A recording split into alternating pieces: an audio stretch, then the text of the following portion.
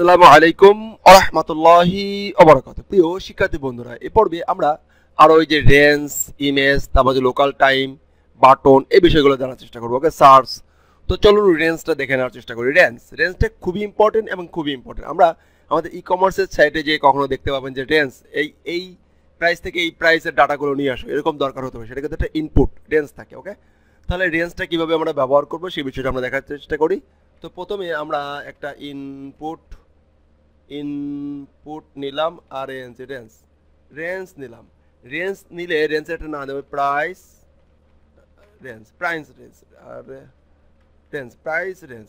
তো price range এইখানে বলে দিতে হবে মিনিমাম কতটুকু। মিনিমাম সে 1, মিনিমাম হচ্ছে 1। এটা মানে কতটুকু মিনিমাম, কত প্রাইস থেকে কত প্রাইস ডাকবে। আবার এই যে মিনিমাম, এটা কিন্তু ডাইনামিকে আসবে, পরে দেখাবো, সমস্যা নেই। এখন বোঝেন মিনিমাম, ম্যাক্স কত আসবে, ম্যাক্স কত, সর্বোচ্চ কত হবে, সে 100 বললাম আর কি। এইটা হচ্ছে প্রাইস রেঞ্জ। এই রেঞ্জের ভিতর থেকে সে কল করবে। তো এখন যদি আমরা এখানে যাই, আমাদের সে ফর্মে যদি যাই, তো রেঞ্জ চলে আসবে। রেঞ্জ এই দেখেন, রেঞ্জ প্রথমত এরকম থাকে, 50% করা থাকে। এই যে বাই ডিফল্ট সাবমিট দেই, এই রেঞ্জের ভ্যালুটা আমরা নিয়ে নেব।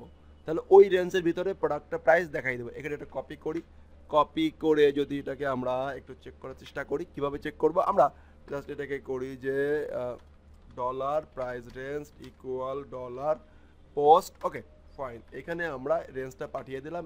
এন্ড যদি এখানে আসি ইকো রেঞ্জ। ওকে, এখন এইখান থেকে সে কত রেঞ্জ সিলেক্ট করে জানা যাবে। সাবমিট, দেখেন 19। আবার একদম 100 করে দেই, 100 ম্যাক্স, তাহলে সর্বোচ্চ। তো এইভাবে করে কিন্তু আমরা জানতে পারবো সে কত পর্যন্ত সে ডাটা চেক করতে চাচ্ছে, কোন রেঞ্জ পর্যন্ত ডাটা চেক করতে চাচ্ছে। ওকে, তো এটা হচ্ছে রেঞ্জ টাইপ দিয়ে জানা যায়। ফাইন, এরপরে আমরা যেটা জানার চেষ্টা করব সেটা হলো যে সার্চ এক প্রকারের হলো যে ডাটা নেওয়ার জন্য। সার্চ টাইপ শুধুমাত্র সার্চের জন্য ব্যবহার করা হবে। তো একই অবস্থা যদি আমরা এখানে আসি, সে তো অনেক তো হয়ে গেল, এগুলো একটু অফ করে রাখি। হ্যাঁ, ওকে, সার্চ। এবার হচ্ছে যদি সার্চ দেখি, ইনপুট সার্চ। তো সার্চ দিলে সার্চ চলে আসবে। সার্চের ডাটাগুলো এখানে নিয়ে নিব। সার্চ দিয়ে সার্চ ডাটা। তো সার্চ ডাটার জন্য একই অবস্থা, একইভাবে আমরা এখান থেকে ক্যাচ করার চেষ্টা করব। এটা ব্যতিক্রমটা কি, ব্যতিক্রম কিছু আছে। ফাইন, তো equal dollar underscore post. Okay fine, post ব্যবহার করলাম, সার্চ দিলাম। এন্ড যদি এখানে আসি echo search. Fine, exit. Okay, এখন যদি আমরা এটাকে একটু চেক করি যে কি অবস্থা, সেই সার্চটা পাইছে কিনা।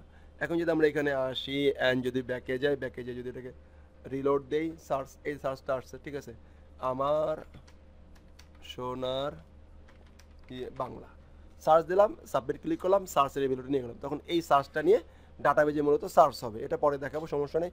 এখন শুধু দেখতেছি যে কীভাবে ইনপুট ফিল্ড থেকে ডাটা নেওয়া যায়। তারপরে লোকাল ডেট টাইম, তো লোকাল ডেট টাইম শো করবে। এখান থেকে কি লোকাল ডেট টাইমটা শো করবে। ওকে, নেক্সট পার্টে আমরা যেটা দেখার চেষ্টা করবো সেটা হচ্ছে যে এই অপশন ভ্যালু এবং উইক। তো উইকটাও দেখে নেবেন, উইকটা শো করবে।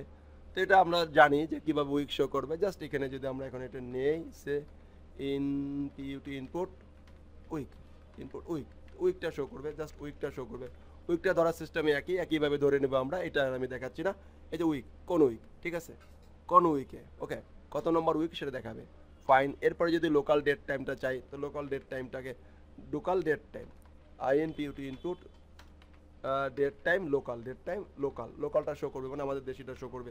এটাকে একই অবস্থায় ডেট টাইমের মধ্যে আমরা নিয়ে নিতে পারবো। ওকে, অ্যান্ড একটা জিনিস বাকি থাকে, তাহা হলো যে আমাদের এইখানে আমরা কাজ করতেছি হলো যে সিলেক্ট অপশন। আমাদের মাল্টিপল সিলেক্ট করার অপশন থাকতে পারে। তো নেক্সট পার্টে আমি এটা একটু গুরুত্বপূর্ণ, এই জন্য আমি নেক্সট পার্টে এই মাল্টিপল সিলেক্ট অপশনটা দেখাবো। ওকে, এই যেমন দেখেন, আমি যদি এটা কপি করি, আচ্ছা কপি না, নেক্সট পার্টে সুন্দর করে দেখানোর চেষ্টা করব। ধন্যবাদ। আসসালামু আলাইকুম ওয়া রাহমাতুল্লাহি।